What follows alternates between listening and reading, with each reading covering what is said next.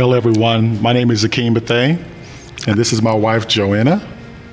We've been attending Church in the Sun since 2009.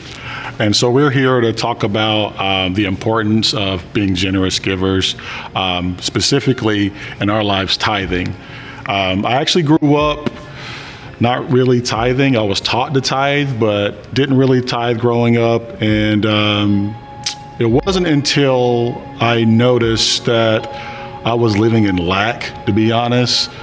I saw that everything that I was spending was just going through my fingers. I didn't see that I was starting to save anything. I didn't see that I was progressing in my life as far as my career. So I saw that there was a need for something. I think this message that Pastor Alex is on, Under the Blessing, has really been touching. I grew up tithing, like he mentioned, in church on Sunday. I think that's important to instill in your children at a young age, where we would have $20 come from my aunt for your birthday, and my parents would say, put $2 in that card. Or when I got my first job at Outback Steakhouse, they're like, make sure you put your 10% in church. It's just something that got ingrained in me from an early age. And when I got older, it just made it easy to make that choice where, I got a flat tire. Do I need to pay the money for my tithes on the tire, or do I put my tithes in church first? It just kind of made that decision easy as having that solidified as a young child. We're here also to talk about a story about how in situations where things can seem really disastrous, God can come in like he does all the time as our superhero. A year ago, on a Christmas Eve, 2020. Christmas Eve of 2020, we were actually gathering together to reboot our small group. Shortly after I went to bed and we got tucked in, and around 1:30 in the morning, I heard the boys, my older two, were still awake upstairs.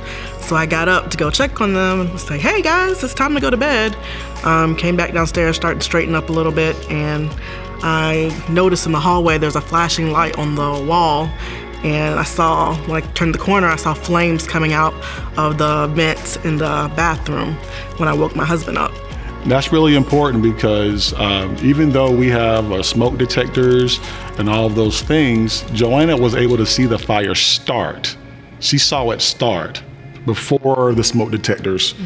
Before it gets spread to the hallway, that would prevent us from getting to our children upstairs, because the bathroom is across from our master bedroom, and our two other oldest children are upstairs, and our youngest kids' bedroom's across the way. So if the fire had made it to the hallway, we would have been trapped in our bedroom, unable to reach our children. And they would have been trapped upstairs. Now, talk about response time. And I get kind of choked up about it, because that easily could have been a situation where I could have came outside and been crying because we lost the whole house, or Lord forbid, our children would have been hurt. But I came outside, and now I'm surprised because the fire engines are already there. I was just reminded how the Lord always tells us, I will never leave you nor forsake you. And with that, honestly, I was full of the Holy Spirit. I started praying for the firemen and just crying over our children because they were safe.